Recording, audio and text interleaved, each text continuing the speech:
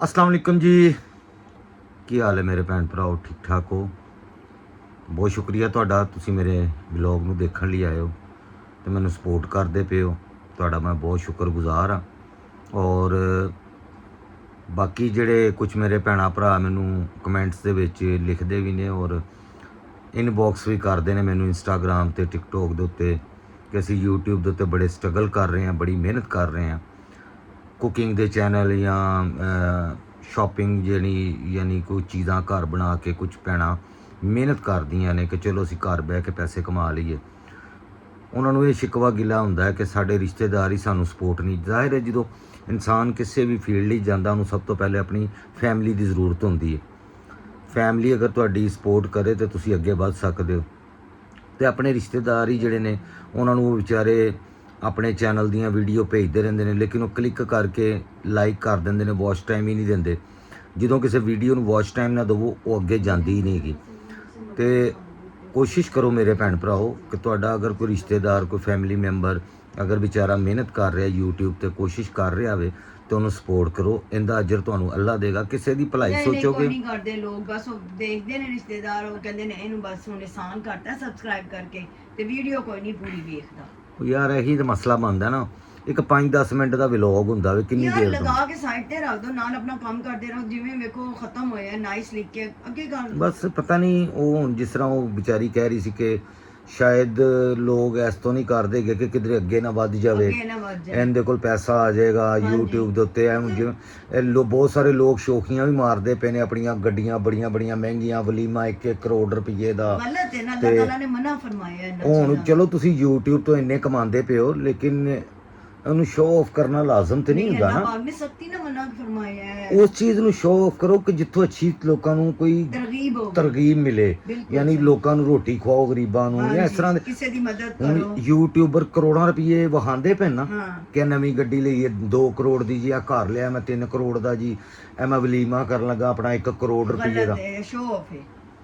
10,000 ਰੁਪਇਆ ਉਹ ਕਹਿੰਦਾ ਪਿਆ ਜੀ ਪਰ ਹੈਡ, ਉਹ ਜਿਹੜਾ ਯੂਟਿਊਬਰ ਹੈਗਾ ਜੋ ਬਹੁਤ ਗਲਤ, ਬਹੁਤ ਗਲਤ। ਅੱਛਾ, ਔਰ ਇਹੋ ਜਿਹੇ ਲੋਕਾਂ ਨੂੰ ਲੋਕ ਵੇਖਦੇ ਨੇ, ਲੋਕਾਂ ਨੂੰ ਡੇਲੀ ਉਹਨਾਂ ਨੂੰ ਸਪੋਰਟ ਕਰਨ ਦੀ, ਜਿਹੜੇ ਯਾਨੀ ਉਸ ਪੈਸੇ ਦਾ ਗਲਤ ਇਸਤੇਮਾਲ ਕਰਨ ਦੇ। ਕੋਈ ਹੋ ਸਕਦਾ ਕੋਈ ਐਸਾ ਪੈਰੈਂਟਸ ਐਸੇ ਹੋਣ ਜਿਨ੍ਹਾਂ ਨੂੰ ਆਪਣੀ ਬੇਟੀ ਦੀ ਸ਼ਾਦੀ ਕਰਨੀ ਹੈ, ਹਾਂਜੀ, ਉਹਨਾਂ ਹੈਡ 2000 ਵੀ ਨਹੀਂ ਪੇ ਕਰ ਪਾ ਰਹੇ, ਉਹਨਾਂ ਦੀ ਮਦਦ ਕਰੋ। ਮੈਨੂੰ ਅਲਹਮਦੁਲਿਲਾ ਜੀ ਅੱਲਾਹ ਤਾਲਾ ਨੇ ਮੇਰਾ YouTube ਚੈਨਲ ਚਲਾਇਆ। ਤੁਸੀਂ ਦੇਖਣਾ ਕਿ ਮੈਂ ਕਿਹੜੇ ਕੰਮ ਕਰਨਾ ਵਾ ਉਹਨਾਂ ਪੈਸਿਆਂ ਦੇ ਨਾਲ। ਅਸੀਂ ਦੱਸਣਾ ਨਹੀਂ ਚਾਹੁੰਦੇ, ਅਸੀਂ ਤਾਂ ਵੈਸੇ ਵੀ ਬਹੁਤ ਕਰਨੇ ਆ ਇਨਸ਼ਾਅੱਲਾ ਤਾਲਾ। ਅੱਲਾਹ ਤਾਲਾ ਨੇ ਚਾਹਿਆ ਤੇ ਜਿੰਨੀ ਕੋ ਪਸਲੀ ਹੋਏਗੀ ਅਗਰ ਮੈਂ YouTube ਤੋਂ ਕਮਾਵਾਂਗਾ ਤੇ ਮੈਂ ਅਗਰ ਆਪਣੀ ਫੈਮਿਲੀ ਤੇ ਲਗਾਵਾਂਗਾ ਤੇ ਇਹ ਜਿਹੜੇ ਜ਼ਰੂਰਤਮੰਦ ਨੇ ਉਹ ਵੀ ਮੇਰੀ ਫੈਮਿਲੀ ਨੇ ਤੇ ਉਹਨਾਂ ਤੇ ਵੀ ਇਨਸ਼ਾਅੱਲਾ ਖਰਚ ਕਰਾਂਗਾ। ਲੇਕਿਨ ਅੱਛੀ ਤਰਗੀਬ ਦਵਾਂਗਾ ਕਿ ਤੁਸੀਂ ਲੋਕਾਂ ਦੀ ਮਦਦ ਕਰੋ, ਚਾਹੇ ਉਹ YouTube 'ਚ ਚੈਨਲ ਤੇ ਦਿਖਾ ਕੇ, ਲੇਕਿਨ ਕਿਸੇ ਦੀ ਦਿਲ ਆਜ਼ਾਰੀ ਨਾ ਹੋਵੇ। ਯਾਨੀ ਇਸ ਤਰ੍ਹਾਂ ਦੀ ਵੀਡੀਓ ਬਣਾਓ ਕਿ ਜਿੰਨੀ ਤੁਸੀਂ ਹੈਲਪ ਕਰਨ ਦੇ ਉਹਨੂੰ ਵੀ ਬੁਰਾ ਨਾ ਲੱਗੇ ਔਰ ਲੋਕਾਂ ਨੂੰ ਵੀ ਇੱਕ ਤਰਗੀਬ ਮਿਲੇ ਕਿ ਇਹ ਲੋਕਾਂ ਦੇ ਕੀ ਮਸਲੇ ਨੇ ਔਰ ਉਹ ਵਾਕਈ ਜ਼ਰੂਰਤਮੰਦ ਨੇ, ਉਹਨਾਂ ਦੀ ਹੈਲਪ ਕਰਨ। ਜਿਵੇਂ ਸ਼ਾਦੀਆਂ ਦੇ ਕਾਰਡ ਦੇਣ ਜਾਂਦੇ ਆ ਲੋਕਾਂ ਦੇ ਘਰਾਂ 'ਚ, ਔਰ ਉੱਥੇ ਰਸਮਾਂ ਰਿਵਾਜ ਜਿਹੜੇ ਚੱਲੇ ਨੇ ਕੀ ਨੇ ਸਭ ਕੁਝ। ਇਹ ਬਸ ਸਾਡੇ ਹੁਣ ਇੱਕ ਰਵਾਇਤਾਂ ਚੱਲਣ ਡੀਆਂ। ਅਗਰ ਕਰੋ, ਜਿਹੜੇ ਲੋਕ ਇਹ ਕਰਦੇ ਨੇ ਉਹਨਾਂ ਨੂੰ ਮਨਾ ਕਰੋ ਤਦ ਵੀ ਉਹ ਬੁਰਾ ਮਨਾਉਂਦੇ ਨੇ, ਤੇ ਜਿਹੜੇ ਬਿਲਕੁਲ ਹੀ ਨਹੀਂ ਕਰਦੇ ਹੈਗੇ ਕੁਛ ਵੀ, ਫਿਰ ਉਹਨੂੰ ਕਹਿ ਦਿੰਦੇ ਨੇ ਕਿ ਜੀ ਇਹਨੂੰ ਤੇ ਚਾਅ ਹੀ ਕੋਈ ਨਹੀਂ ਹੈਗੇ ਆਪਣੇ ਵਿਆਹ ਦੇ, ਪੁੱਤਰ ਦੇ ਜਾਂ ਧੀ ਦੇ ਜਾਂ ਨੂੰਹ ਦੇ। ਮਤਲਬ ਫਿਰ ਉੱਥੇ ਇਹ ਗੱਲਾਂ ਸ਼ੁਰੂ ਹੋ ਜਾਂਦੀਆਂ। ਅਗਰ ਕੋਈ ਕਰੇ ਉੱਥੇ ਉਹਨੂੰ ਕਹਿੰਦੇ ਨੇ ਕਿ ਇਹ ਤੇ ਐਕਸਟਰਾ ਨਹੀਂ, ਪੈਸੇ ਦਾ ਜ਼ਿਆਨ ਹੋਣ ਡਿਆ ਵੇ। ਦੁਨੀਆ ਕਿਸੇ ਹਾਲ 'ਚ ਖੁਸ਼ ਨਹੀਂ ਰਹਿੰਦੀ ਗੀ। ਬਹਰਹਾਲ ਮਿਆਨਾ ਰਵੀ ਰੱਖਣੀ ਚਾਹੀਦੀ ਹੈ, ਨਾ ਪੈਸੇ ਦਾ ਬਹੁਤਾ ਜ਼ਿਆਨ ਹੋਣਾ ਚਾਹੀਦਾ ਤੇ ਨਾ ਹੀ ਇੰਨਾ ਹੋਣਾ ਚਾਹੀਦਾ ਕਿ ਲੋਕਾਂ ਨੂੰ ਇਹ ਲੱਗੇ ਕਿ ਯਾਰ ਇਹਨਾਂ ਨੂੰ ਤੇ ਕੋਈ ਖੁਸ਼ੀ ਨਹੀਂ ਗੀ। ਵਿਆਹ ਦੀ ਖੁਸ਼ੀ ਤਾਂ ਕਰਨੀ ਚਾਹੀਦੀ ਹੈ ਨਾ ਆਖਰ, ਤੇ ਸਾਰੀ ਦੁਨੀਆ ਨੂੰ ਵੀ ਪਤਾ ਲੱਗਣਾ ਚਾਹੀਦਾ ਕਿ ਇਹਦਾ ਵਿਆਹ ਹੋ ਰਿਹਾ ਵੇ। ਠੀਕ ਹੈ ਨਾ, ਧੂਮ ਧੜੱਕੇ ਨਾਲ ਕਰੋ, ਲੇਕਿਨ ਇੰਨਾ ਵੀ ਧੂਮ ਧੜੱਕਾ ਨਾ ਹੋਏ ਕਿ ਐਕਸਟਰਾordinary। ਅੱਜ ਕੱਲ੍ਹ ਪੰਜਾਬੀ ਦੀ ਇੱਕ ਮਿਸਾਲ ਹੈਗੀ ਕਿ ਲੋਕਾਂ ਦਾ ਮੂੰਹ ਲਾ ਲੇ ਤੇ ਆਪਣਾ ਚਪੇੜਾ ਮਾਰ ਕੇ ਕਰ ਲਿਆ। ਜਿਹੜੇ ਗਰੀਬ ਮਾਂ-ਬਾਪ ਨੇ ਉਹਨਾਂ ਦੇ ਸਿਰ ਦੇ ਉੱਤੇ ਇੰਨਾ ਕੁ ਬੋਝ ਪਾ ਦਿੱਤਾ ਜਾਂਦਾ ਵਿਆਹਾਂ ਦਾ ਕਿ ਉਹ ਸ਼ਾਦੀ ਤੇ ਕਰ ਲੈਂਦੇ ਨੇ ਰਿਸ਼ਤੇਦਾਰਾਂ ਦਾ ਮੂੰਹ ਰੱਖਣ ਲਈ। ਉਹ ਕਹਿੰਦਾ ਜੀ ਮੈਂ ਤੇ ਆਪਣੇ ਪੁੱਤਰ ਦੀ ਫਲਾਣੀ ਜਗ੍ਹਾ ਤੇ ਹੋਟਲ 'ਚ ਕੀਤੀ ਸੀ ਤੇ ਇੰਜ ਤੇ ਇਹ ਹੈ ਤੇ ਉਹ ਹੈ। ਦੂਸਰਾ ਫਿਰ ਇੱਕ ਗੱਲ ਹੋਰ ਵੀ ਹੈ, ਅਸੀਂ ਲੋਕਾਂ ਦੇ ਘਰੋਂ ਖਾ ਕੇ ਆਉਂਦੇ ਹਾਂ ਤੇ ਅਸੀਂ ਕੀੜੇ ਪਾਉਂਦੇ ਹਾਂ, ਗੱਲਾਂ ਕਰਨੇ ਆ। ਬਿਲਕੁਲ ਇਸ ਤਰ੍ਹਾਂ ਹੀ ਹੁੰਦਾ। ਫਿਰ ਅਸੀਂ You did. 10 ਬੰਦਿਆਂ 'ਚ ਅਸੀਂ ਖਲੋ ਕੇ ਕਹਿੰਦੇ ਜੀ ਮੈਂ ਆਪਣੇ ਬੱਚੇ ਦਾ ਕੀਤਾ, ਮੈਂ ਤੇ ਇੰਜ ਨਹੀਂ ਕਰਨਾ ਹੈਗਾ, ਮੈਂ ਤੇ ਇੰਜ ਕਰਾਂਗਾ। ਉਹ ਸੋਚਾਰਤ ਅੱਗੇ ਜਾਂਦਾ। ਉਹ ਗੱਲਾਂ ਜਿਹੜੀਆਂ ਨੇ ਨਾ ਉਹ ਪਿੱਛਾ ਕਰਦੀਆਂ ਨੇ। ਮੌਲਾ ਅਲੀ ਫਰਮਾਉਂਦੇ ਨੇ ਕਿ ਇਨਸਾਨ ਦੇ ਜ਼ੁਬਾਨ ਤੋਂ ਜਿਹੜੇ ਲਫ਼ਜ਼ ਨਿਕਲੇ ਹੁੰਦੇ ਨੇ ਉਹਨਾਂ ਦਾ ਗੁਲਾਮ ਹੋ ਜਾਂਦਾ ਵੇ, ਠੀਕ ਹੈ। ਯਾਨੀ ਉਹ ਜੋ ਕਹਿੰਦਾ ਵੇ ਨਾ ਫਿਰ ਉਹਨੂੰ ਮਜਬੂਰੀ ਕਰਨਾ ਪੈਂਦਾ, ਭਾਵੇਂ ਉਹਦੀ ਪਸਲੀ ਹੋਵੇ ਤੇ ਭਾਵੇਂ ਨਾ ਹੋਵੇ। ਤੇ ਇਸ ਲਈ ਇਹੋ ਜਿਹੀਆਂ ਗੱਲਾਂ ਕਰਨੀਆਂ ਨਹੀਂ ਚਾਹੀਦੀਆਂ ਯਾਰ। ਕਿਸੇ ਦੀ ਬੱਚੀ ਦੀ ਸ਼ਾਦੀ ਹੈ, ਕਿਸੇ ਦੇ ਬੱਚੇ ਦੀ, ਜੋ ਉਹਨਾਂ ਦੀ ਸਾਹਿਬ ਹਸੀਅਤ ਜਿਸ ਤੋਂ ਤੱਕ ਹੈਗੇ ਨੇ, ਅਗਰ ਉਹ ਖਾਂਦੇ ਆ ਨਹੀਂ ਪਸੰਦ ਆਉਂਦਾ ਤੁਸੀਂ ਪਲੇਟ ਸਾਈਡ ਤੇ ਰੱਖ ਦਿਓ। ਲੋਕਾਂ ਨੂੰ ਜ਼ਰੂਰ ਦੱਸਣਾ ਹੁੰਦਾ ਕਿ ਯਾਰ ਇਹ ਉਹਨਾਂ ਨੇ ਕਿੱਥੋਂ ਰੋਟੀ ਪਕਵਾ ਲਈ, ਚਾਵਲ ਕੱਚੇ ਰਹਿ ਗਏ, ਇਹ। पर बातें करने से पहले वो शादी हॉल में प्लेटें भी तो भर भर के जाया करते हैं ना। हाँ ਪਰ जी। ਇਹ ਸੋਚਣ ਕਿ ਜਦੋਂ ਕਿਸੇ ਦੇ ਘਰ ਬੇਟੀ ਪੈਦਾ ਹੁੰਦੀ ਨਾ ਉਦੋਂ ਉਹਦਾ ਪਿਓ ਚੋੜਨਾ ਸ਼ੁਰੂ ਕਰ ਦਿੰਦਾ ਵੇ। हाँ जी। ਉਹਦੀ ਸਾਰੀ ਜ਼ਿੰਦਗੀ ਦਾ ਨਿਚੋੜ ਹੁੰਦਾ ਸ਼ਾਦੀ ਹਾਲ 'ਚ ਪਿਆ ਆ ਖਾਣਾ। ਔਰ ਮੈਂ ਅਕਸਰ ਦੇਖਿਆ ਵੇ, ਯਕੀਨ ਕਰੋ ਤੁਸੀਂ ਵੀ ਦੇਖਿਆ ਹੋਣਾ ਕਿ ਸ਼ਾਦੀਆਂ ਦੇ ਉੱਤੇ ਖਾਣਾ ਇੰਨੀ ਪਲੇਟ ਭਰੀ ਹੋਈ ਇੰਜ ਸੁੱਟੀਆਂ ਹੁੰਦੀਆਂ ਨੇ। ਇੱਕ ਚੀਜ਼ ਪਾਉਂਦੇ ਨੇ, ਉਹ ਪਸੰਦ ਨਹੀਂ ਆਈ, 2 ਚਮਚੇ ਲਏ ਨੇ, ਪੂਰੀ ਭਰੀ ਹੋਈ ਚਾਵਲਾਂ ਦੀ, ਚਿਕਨ ਦੀ ਪਲੇਟ ਸਾਈਡਾਂ ਦੇ ਉੱਤੇ, ਔਰ ਨਾਨ ਜਿਹੜੇ ਨੇ ਇੱਕ ਬੁਰਕੀ ਲੈ ਕੇ ਪੂਰਾ ਨਾਨ ਜ਼ਾਇਆ। ਯਾਰ ਖੁਦਾ ਦੀ ਕਸਮੇ ਉਹ ਖਾਣਾ ਜਿੰਨਾ ਜ਼ਾਇਆ ਹੁੰਦਾ ਹੈ, ਉਹਨਾਂ ਨੂੰ ਪੁੱਛ ਕੇ ਵੇਖੋ ਜਿਨ੍ਹਾਂ ਦੇ ਘਰ ਦੇ ਵਿੱਚ ਕਦੀ ਚਿਕਨ ਮਹੀਨੇ 'ਚ ਇੱਕ ਵਾਰੀ ਪੱਕਦਾ ਜਾਂ ਪੱਕਦਾ ਹੀ ਨਹੀਂ ਹੈਗਾ, ਜਾਂ ਜਿਨ੍ਹਾਂ ਨੂੰ ਇੱਕ ਵਕਤ ਦੀ ਰੋਟੀ ਨਹੀਂ ਲੱਭਦੀ। ਬਹੁਤ ਸਾਰੇ ਲੋਕ ਕਿੰਨੇ ਲੋਕ ਨੇ ਐਸੇ। ਅਗਰ ਉਹ ਅਸੀਂ ਖਾਣਾ ਜ਼ਾਇਆ ਨਹੀਂ ਕਰਾਂਗੇ, ਉਹ ਸ਼ਾਦੀ ਹਾਲ ਦੇ ਵਿੱਚੋਂ ਤੁਸੀਂ ਉਹ ਖਾਣਾ ਪੈਕ ਕਰਵਾ ਕੇ, ਕਿਸੇ ਗਰੀਬ ਠੀਕ ਹੈ, ਤੁਸੀਂ ਪੈਕ ਕਰਵਾ ਕੇ ਕਿਸੇ ਗਰੀਬਾਂ ਦੀ ਬਸਤੀ ਜਾ ਕੇ ਉਹਨਾਂ ਨੂੰ ਖਾਣਾ ਅੱਛੇ ਤਰੀਕੇ ਨਾਲ ਡੱਬਿਆਂ ਦੇ ਵਿੱਚ ਖੂਬਸੂਰਤੀ ਨਾਲ ਪ੍ਰੈਜ਼ੈਂਟ ਕਰਕੇ ਪੈਕ ਕਰਕੇ ਉਹਨਾਂ ਨੂੰ ਡਿਲੀਵਰ ਕਰ ਸਕਦੇ ਹੋ। ਔਰ ਤੁਹਾਡੇ ਲਈ ਦੁਆਵਾਂ ਕਰਨਗੇ, ਉਹ ਤੁਹਾਡੇ ਬੱਚਿਆਂ ਲਈ ਦੁਆ ਕਰਨਗੇ, ਤੁਹਾਡੇ ਜਿਨ੍ਹਾਂ ਬੱਚਿਆਂ ਦੀ ਸ਼ਾਦੀ ਹੋਈ ਉਹਨਾਂ ਲਈ ਦੁਆ ਕਰਨਗੇ। ਗਰੀਬਾਂ ਦਾ ਵੀ ਹਿੱਸਾ ਰੱਖੋ। ਪੰਜਾਬੀ ਦਾ ਮੈਂ ਆਨਾ ਵਾਂ ਪੰਜਾਬੀ ਦੇ ਉੱਤੇ। ਤੇ ਦੂਸਰੀ ਗੱਲ, ਇੱਥੇ ਸਾਡੇ ਰਸਮੋ ਰਿਵਾਜ ਹੈਗੇ ਨੇ, ਜਦੋਂ ਸ਼ਾਦੀ ਦਾ ਸੱਦਾ ਦੇਣ ਜਾਂਦੇ ਨੇ, ਕਾਰਡ ਦੇਣ ਜਾਂਦੇ ਨੇ, ਉੱਥੇ ਵੀ ਬੜੇ ਮਸਲੇ ਮਸਾਇਲ ਹੁੰਦੇ ਨੇ। ਫਿਰ ਇਹ ਹੁੰਦਾ ਕਿ ਜੀ ਕਾਰਡ ਸਾਡੇ ਘਰ ਆ ਕੇ ਨਹੀਂ ਦੇ ਕੇ ਗਏ, ਉਸ ਤੋਂ ਨਾਰਾਜ਼ਗੀਆਂ ਹੁੰਦੀਆਂ ਨੇ। ਅੱਛਾ ਕਾਰਡ ਦੇਣ ਜਾਂਦੇ ਨੇ, ਫਿਰ ਇੱਕ ਲਹਿਦਾ ਰਸਮੋ ਰਿਵਾਜ ਨੇ ਜੀ, ਜਿਹੜਾ ਕਾਰਡ ਦੇਣ ਆਇਆ ਵੇ, ਹੁਣ ਉਹ ਕਾਰਡ ਦੇਣ ਆਇਆ ਆਪਣੇ ਬੱਚੇ ਦੀ ਸ਼ਾਦੀ ਦਾ, ਫਿਰ ਉਹਨੂੰ ਕਈ ਤਾਂ 5 ਕਿਲੋ ਚੀਨੀ ਦਿੰਦੇ ਨੇ। ਇਹ ਮੁਖਤਲਿਫ ਫੈਮਲੀਆਂ ਦੇ ਰਸਮੋ ਰਿਵਾਜ ਨੇ, ਯਾਨੀ ਮੁਖਤਲਿਫ ਕਾਸਟ ਦੇ, ਯਾਨੀ ਕੁਛ ਰਾਣਿਆਂ ਦੇ, ਕੁਛ ਮਲਕਾਂ ਦੇ, ਕੁਛ ਅਰਾਈਆਂ ਦੇ, ਜਿੰਨੀਆਂ ਵੀ ਕਾਸਟ ਨੇ, ਬਾਟਾਂ ਦੇ, ਸ਼ੇਖਾਂ ਦੇ, ਠੀਕ। ਉਹ 'ਚ ਜਿਨ੍ਹਾਂ ਦੇ ਰਿਵਾਜ ਨਹੀਂ ਗਏ, ਉਹ ਆਪਣੇ ਮਹੱਲੇ ਵਾਲਿਆਂ ਦੀ ਵੇਖਾ ਵੇਖੀ ਨਾ, ਕਿ ਮਹੱਲੇ ਵਾਲੀਆਂ ਔਰਤਾਂ ਡਿਸਕਸ ਕਰਦੀਆਂ ਨੇ, ਮੈਂ ਤਾਂ ਕਾਰਡ ਦੇਈਆਂ, ਸਾਡੇ ਵੱਲ ਤੇ ਇਹ ਰਿਵਾਜ ਹੈਗਾ ਵੇ ਕਿ ਸਾਡੇ ਕੋਲ ਕਾਰਡ ਦੇਣ ਜਾਵੇ ਨਾ ਤੇ ਉੱਥੋਂ ਨੂੰ ਸੂਟ ਮਿਲਦਾ ਹੱਥ ਪਰੇ ਦਾ, ਉਸ ਨੂੰ ਚਾਦਰ ਸਿਰ ਤੇ ਢੱਕ ਕੇ ਤੇ ਭੇਜਦੇ ਨੇ ਵਾਪਸ, ਚਾਦਰ ਦਿੰਦੇ ਨੇ ਜਾਂ ਦੁਪੱਟਾ ਦਿੰਦੇ ਨੇ। ਬਹੁਤ ਸਾਰੇ ਐਸੇ ਰਸਮਾਂ ਰਿਵਾਜ ਨੇ, ਮੈਂ ਗਿਣਤੀ ਨਹੀਂ ਕਰ ਸਕਦਾ। ਤੁਸੀਂ ਜਿੱਥੇ ਸੁਣੋਗੇ ਇੱਕ ਅਲੱਗ ਤੋਂ ਤੁਹਾਨੂੰ ਰਸਮੋ ਰਿਵਾਜ ਮਿਲੇਗਾ। ਇਹਨਾਂ ਰਸਮਾਂ ਰਿਵਾਜ ਦੇ ਉੱਤੇ ਬਹੁਤ ਸਾਰਾ ਪੈਸਾ ਵੇਸਟ ਹੁੰਦਾ ਵੇ ਮੇਰੇ ਹਿਸਾਬ ਦੇ ਨਾਲ, ਐਂਡ ਵੇਸਟਿੰਗ ਆਫ ਮਨੀ ਹੈ। ਉਹਨਾਂ ਪੈਸਿਆਂ ਦੇ ਨਾਲ ਅਸੀਂ ਸਾਦਗੀ ਨਾਲ ਜ਼ਰਾ ਨਾਰਮਲ ਜੀ ਸ਼ਾਦੀ ਕਰਕੇ, ਉਹਨਾਂ ਪੈਸਿਆਂ ਦੇ ਨਾਲ ਅਸੀਂ ਉਹਨਾਂ ਬੱਚੇ ਬੱਚੀਆਂ ਵਾਸਤੇ ਕੁਝ ਕਰ ਸਕਨੇ ਹਾਂ ਜਿਨ੍ਹਾਂ ਦੀ ਸ਼ਾਦੀ ਹੋਈ ਹੈ, ਕਿ ਉਹਨਾਂ ਨੂੰ ਹੱਜ ਉਮਰੇ ਦਾ ਕੋਈ ਨਹੀਂ ਸੋਚਦਾ। ਇੱਥੇ ਲੋਕ ਸੋਚਦੇ ਨੇ ਹਨੀਮੂਨ ਦਾ, ਕਿ ਹਨੀਮੂਨ ਕਿੱਥੇ ਮਨਾਉਣ ਜਾਣਾ ਨੂੰ। ਪੰਜਾਬੀ ਦੇ ਬਾਰੇ 'ਚ ਵੀ ਗੱਲ ਕਰਨੀ ਹੈ, ਪੰਜਾਬੀ ਦਾ ਵੀ ਕਰਨਾ, ਮਜ਼ੇਦਾਰ ਮਿੱਠੀ ਜ਼ੁਬਾਨ ਹੈ। ਹਾਂਜੀ ਮੈਨੂੰ ਬਿਲਕੁਲ ਮੈਂ ਕਰਨਾ ਵਾ। ਔਰ ਹੱਜ ਉਮਰੇ ਦਾ, ਜ਼ਿਆਰਤਾਂ ਦਾ ਲੋਕਾਂ ਨੂੰ ਸ਼ੌਕ ਹੋਣਾ ਚਾਹੀਦਾ ਕਿ ਬੱਚੇ ਮੁਖਤਲਿਫ ਜ਼ਿਆਰਾਤ ਕਰਨ, ਜਾ ਕੇ ਹੱਜ ਕਰਨ, ਉਮਰਾ ਕਰਨ। ਅੱਲਾ ਮੀਆਂ ਸਾਨੂੰ ਤੌਫੀਕ ਦੇਵੇ ਤੇ ਅਸੀਂ ਜ਼ਰੂਰ ਜੀ ਬੱਚਿਆਂ ਨੂੰ ਪਹਿਲੇ ਹੱਜ ਜਾਂ ਉਮਰਾ ਜੋ ਵੀ ਸਾਨੂੰ ਮੌਕਾ ਮਿਲ ਗਿਆ, ਨਹੀਂ ਬੱਚਿਆਂ ਦਾ ਨੇ ਸ਼ਾਦੀ ਤੋਂ ਬਾਅਦ ਇਹੋ ਹੀ ਸੋਚਿਆ ਕਿ ਅਸੀਂ ਉਮਰਾ ਕਰਾਂਗੇ। ਹਾਂਜੀ ਉਹ ਕੋਈ ਹੱਜ ਦਾ ਤੇ ਉਹ ਨਸੀਬ ਦੀ ਗੱਲ ਹੈ, ਟਿਕਟ ਤੁਹਾਨੂੰ ਹੱਜ ਦੇ ਦਿਨਾਂ 'ਚ ਮਿਲਦਾ ਜਾਂ ਵੀਜ਼ਾ ਨਹੀਂ ਮਿਲਦਾ। ਉਮਰਾ ਤੇ ਕਰ ਸਕਦੇ ਨੇ, ਜ਼ਿਆਰਾਤ ਕਰ ਸਕਦੇ ਨੇ ਜਨਾਬ, ਔਰ ਜ਼ਰੂਰ ਜਾਣ ਜੀ। ਔਰ ਇਹ ਸਭ ਤੋਂ ਅੱਛਾ ਕੰਮ ਹੈਗਾ ਕਿ ਨੇਕੀ ਤੋਂ ਸ਼ੁਰੂ ਕਰੋ, ਕਿਉਂਕਿ ਅਸੀਂ ਜਵਾਨੀ ਦੇ ਵਿੱਚ ਸ਼ਾਦੀ ਤੋਂ ਬਾਅਦ ਅਸੀਂ ਹੱਜ ਉਮਰਾ ਨਹੀਂ ਕਰਦੇਗੇ। ਪਹਿਲੇ ਬੰਦਾ ਸੋਚਦਾ ਰਹਿੰਦਾ ਵਿਆਹ ਦਾ ਮੈਂ ਕਰਜ਼ਾ ਲਾਵਾਂ, ਜਿਹੜਾ 2 4 5 10 ਲੱਖ 20 ਲੱਖ ਲੋਕੀ ਚੁੱਕਦੇ ਨੇ ਕਰਜ਼ਾ ਬੱਚਿਆਂ ਦੇ ਵਿਆਹਾਂ ਵਾਸਤੇ। 2 ਸਾਲ ਤੇ ਉਹ ਲਾਂਦੇ ਲੰਘ ਜਾਂਦੇ ਨੇ, 4 ਸਾਲ ਉਸ ਤੋਂ ਬਾਅਦ ਫਿਰ ਬੱਚਾ ਹੋ ਜਾਂਦਾ, ਵਿੱਚ ਹੀ ਬੱਚੇ ਦੇ ਪੈਂਪਰਾਂ ਦੇ ਖਰਚੇ ਸ਼ੁਰੂ ਹੋ ਜਾਂਦੇ, ਤੇ ਦੁੱਧ ਦੇ ਡੱਬਿਆਂ ਦੇ ਖਰਚੇ ਸ਼ੁਰੂ ਹੋ ਜਾਂਦੇ ਨੇ, ਔਰ ਹੋਰ ਬਹੁਤ ਸਾਰੇ ਖਰਚੇ ਹੁੰਦੇ ਨੇ ਬੱਚਿਆਂ ਦੇ। ਫਿਰ ਉਸ ਤੋਂ ਬਾਅਦ ਬੱਚਿਆਂ ਦੀ ਪੜ੍ਹਾਈ ਸ਼ੁਰੂ ਹੋ ਜਾਂਦੀ ਹੈ। ਪੜ੍ਹਾਈਆਂ ਤੋਂ ਬਾਅਦ ਮਾਂ ਪਿਓ ਕਿਧਰੇ ਨਿਕਲ ਹੀ ਨਹੀਂ ਸਕਦਾ। ਤੇ ਹੱਜ ਉਮਰਾ ਅਸੀਂ ਲੋਕ ਕਰਨੇ ਆ ਬੁੱਢੇ ਵੇਲੇ ਜਾ ਕੇ, ਜਦੋਂ ਕੋਈ ਫਾਇਦਾ ਹੀ ਨਹੀਂ ਹੈਗਾ।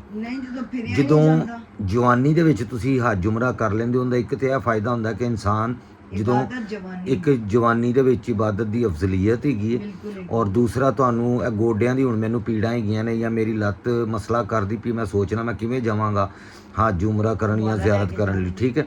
ਤੇ ਬਹੁਤ ਸਾਰੇ ਮਸਲੇ ਮਸਾਇਲ ਹੋ ਜਾਂਦੇ ਨੇ। ਸਾਡੇ ਕੋਲ ਤੇ ਇੰਨੀ ਪਸਲੀ ਨਹੀਂ ਸੀਗੀ, ਹਾਲੇ ਵੀ ਨਹੀਂ ਹੈਗੀ ਕਿ ਅਸੀਂ ਉਮਰਾ ਕਰਨ ਜਾਈਏ। ਅੱਲਾ ਮੀਆਂ ਸਭ ਨੂੰ ਤੌਫੀਕ ਦੇਵੇ, ਤੁਹਾਨੂੰ ਵੀ ਸਾਨੂੰ ਵੀ। ਲੇਕਿਨ ਮੇਰੇ ਕੋਲ ਹੁਣ ਪੈਸੇ ਹੋਣ ਕੋਈ 5-7 ਲੱਖ ਰੁਪਈਆ ਤੇ ਅਸੀਂ ਮੀਆਂ ਬੀਵੀ ਮੈਂ ਯਾਨੀ ਇੱਕ ਧਈਆ ਕੀਤਾ ਹੋਇਆ ਵੇ ਕਿ ਸਭ ਤੋਂ ਪਹਿਲੇ ਅਗਰ ਮੈਨੂੰ YouTube ਮੇਰਾ ਅੱਛਾ ਚੱਲ ਗਿਆ ਚੈਨਲ ਤੇ ਮੈਂ ਸਭ ਤੋਂ ਪਹਿਲੇ ਤੇ ਇਹ ਕੰਮ ਕਰਾਂਗਾ ਕਿ ਉਮਰਾ ਜਾਂ ਹੱਜ ਜ਼ਿਆਰਾਤ ਕਰਾਂਗਾ। ਉਹਦੇ ਬਾਅਦ ਫਿਰ ਅਗਲਾ ਕੋਈ ਕੰਮ ਕਰਾਂਗਾ ਜੋ ਵੀ ਮੈਂ ਕਰਨਾ ਵੇ। ਔਰ ਉਹਦੇ 'ਚ ਵੀ ਮੈਂ ਗਰੀਬਾਂ ਨੂੰ, ਆਪਣੇ ਵਰਗੇ ਜਿਹੜੇ ਮੇਰੇ ਵਰਗੇ ਮਾੜੇ ਬੰਦੇ ਹੈਗੇ ਨੇ ਉਹਨਾਂ ਨੂੰ ਮੈਂ ਪਹਿਲੇ ਮੱਦੇਨਜ਼ਰ ਰੱਖਾਂਗਾ। ਬਾਕੀ ਯਾਰੀ ਦੋਸਤੀ ਜਾਂ ਐਸ਼ੋ ਆਰਾਮ ਯਾਨੀ ਕਰੋੜਾਂ ਦੀ ਕੋਠੀ ਬਣਾਉਣਾ ਜਾਂ ਇਹ ਮੇਰਾ ਖ਼ਾਬ ਹੀ ਨਹੀਂ ਹੈਗਾ ਕਿ ਮੈਂ YouTube ਤੋਂ ਪੈਸੇ ਕਮਾ ਕੇ ਆ ਕੰਮ ਕਰਾਂ, ਕਦੀ ਵੀ ਨਹੀਂ ਹੈਗਾ, ਠੀਕ ਹੈ। ਮੈਂ ਛੋਟੇ ਜਿਹੇ ਘਰ ਦੇ ਵਿੱਚ ਵੀ ਬਹੁਤ ਖੁਸ਼ ਰਹਿ ਸਕਣਾ ਵਾਂ ਅਲਹਮਦੁਲਿਲਾ। ਮੈਨੂੰ ਕੋਈ ਮੇਰਾ ਖ਼ਾਬ ਹੀ ਛੋਟਾ ਜਿਹਾ ਘਰ ਹੈ, ਮੈਨੂੰ ਮਹਿਲ ਬਣਾਉਣ ਦੇ ਸ਼ੌਕ ਹੀ ਨਹੀਂ। ਅੱਲਾ ਮੇਰੇ ਬੱਚਿਆਂ ਨੂੰ ਦੇਵੇ, ਤੁਹਾਡੇ ਵੀ ਬੱਚਿਆਂ ਨੂੰ ਅੱਲਾ ਪਾਕ ਦੇਵੇ।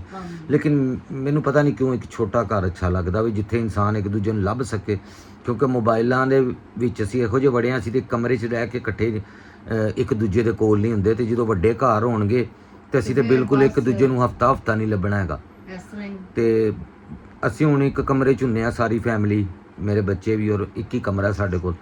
ਅਸੀਂ ਇੱਕ ਦੂਜੇ ਦੇ ਨਾਲ ਗੱਲ ਵੀ ਕਰ ਲੈਂਦੇ ਹਾਂ, ਇੱਕ ਦੂਜੇ ਦੀ ਗੱਲ ਸੁਣ ਵੀ ਰਹੇ ਹੁੰਦੇ ਹਾਂ, ਕੌਣ ਕਿਹਦੇ ਨਾਲ ਕੀ ਗੱਲ ਕਰ ਰਿਹਾ, ਠੀਕ ਹੈ ਜੀ। ਸਾਰੀ ਯਾਨੀ ਸਾਨੂੰ ਨਾ ਇੱਕ ਦੂਜੇ ਦੀਆਂ ਗੱਲਾਂ ਪਤਾ ਹੁੰਦੀਆਂ ਨੇ ਫੈਮਿਲੀ ਦੀਆਂ, ਜਿਹੜੀਆਂ ਕਿ ਪਤਾ ਹੋਣੀਆਂ ਚਾਹੀਦੀਆਂ ਨੇ ਕਿ ਤੁਹਾਡੇ ਬੱਚੇ ਕੀ ਕਰ ਰਹੇ ਨੇ ਮੋਬਾਈਲਾਂ ਦੇ ਉੱਤੇ ਜਾਂ ਕੀ ਕਿਸੇ ਨਾਲ ਕੋਈ ਗੱਲ ਕਰ ਰਹੇ ਨੇ, ਤੁਹਾਨੂੰ ਇਨਫੋਰਮੇਸ਼ਨ ਹੋਣੀ ਚਾਹੀਦੀ ਹੈ। ਸਾਨੂੰ ਤੇ ਅੱਲਾ ਨੇ ਕੋਈ ਇਸ ਤਰ੍ਹਾਂ ਦਾ ਇੱਕ ਸਿਲਸਿਲਾ ਰੱਖਿਆ ਕਿ ਸਾਡੇ ਕੋਲ ਇੱਕ ਹੀ ਕਮਰਾ, ਅਸੀਂ ਇੱਥੇ ਹੀ ਸੌਂਦੇ ਹਾਂ ਸਾਰੇ 5 ਬੰਦੇ, 3 ਬੱਚੇ ਨੇ ਔਰ 2 ਮੀਆਂ ਬੀਵੀ। ਸਾਡਾ ਸਾਰਾ ਕੁਝ ਇਕੱਠਾ ਹੀ ਹੈ। ਤੇ ਅਗਰ ਸਾਡਾ ਕਨਾਲ ਦਾ ਘਰ ਹੋਏਗਾ, ਸਾਨੂੰ ਬੱਚਿਆਂ ਦੇ ਲਹਿਦਾ ਕਮਰੇ, ਸਾਨੂੰ ਪਤਾ ਹੀ ਨਹੀਂ ਹੋਣਾ ਕਿ ਬੱਚੇ ਉੱਤੇ ਕੀ ਕਰਦੇ ਪਏ ਨੇ, ਕਦੋਂ ਆਏ ਨੇ, ਕਦੋਂ ਚਲੇ ਗਏ ਨੇ, ਕੀ ਹੋ ਰਿਹਾ। ਉਹ ਫਿਰ ਅਲੱਗਾ ਹੀ ਦੁਨੀਆ ਹੋ ਜਾਂਦੀ। ਬਹਰਹਾਲ ਅੱਲਾ ਦਾ ਸ਼ੁਕਰ ਹੈਗਾ ਹਰ ਹਾਲ ਦੇ ਵਿੱਚ। ਤੇ ਦੂਸਰੀ ਗੱਲ, ਹੁਣ ਇਹ ਜਿਹੜੇ ਇੱਕ ਅਸੀਂ ਫਜ਼ੂਲ ਰਸਮੋ ਰਿਵਾਜ ਨੇ ਇਹਨਾਂ ਤੋਂ ਥੋੜ੍ਹਾ ਜਿਹਾ ਅਸੀਂ ਅਵਾਇਡ, ਇਸ ਮਹਿੰਗਾਈ ਦੇ ਦੌਰ ਦੇ ਵਿੱਚ ਯਕੀਨ ਮੰਨੋ ਪਹਿਲੇ ਲੋਕ ਕਹਿੰਦੇ ਸੀ ਕਿ ਮਹਿਮਾਨ ਜਿਹੜਾ ਅੱਲਾ ਦੀ ਰਹਿਮਤ ਹੈਗੀ ਹੈ। ਅੱਜ ਕੱਲ੍ਹ ਕੋਈ ਮਹਿਮਾਨ ਆਵੇ, ਮਾੜਾ ਬੰਦਾ ਕੁਛ ਵੀ ਨਾ ਕਰੇ 2000 ਰੁਪਈਆ ਲੱਗ ਜਾਂਦਾ ਜੇ, ਕਸਮ ਖੁਦਾ ਦੀ। ਤੇ ਮੇਰੀ ਕੋਸ਼ਿਸ਼ ਹੁੰਦੀ ਹੈ ਕਿ ਮੈਂ ਕਿਸੇ ਦੇ ਘਰ ਜਾਵਾਂ ਹੀ ਨਾ, ਅਗਰ ਜਾਵਾਂ ਤੇ ਰੋਟੀ ਖਾ ਕੇ ਉਹਨੂੰ ਦੱਸ ਕੇ ਜਾਵਾਂ ਕਿ ਭਾਈ ਮੈਂ ਰੋਟੀ ਖਾ ਕੇ ਤੇਰੇ ਰੋਟੀ ਤੋਂ ਬਹੁਤ, ਜਾਂ ਫਿਰ ਨਾਲ ਕੁਝ ਲੈ ਕੇ ਜਾਓ ਪਕਾਉਣ ਵਾਸਤੇ, ਕੋਈ ਇਹਦੇ 'ਚ ਬੁਰੀ ਗੱਲ ਨਹੀਂ ਗੀ।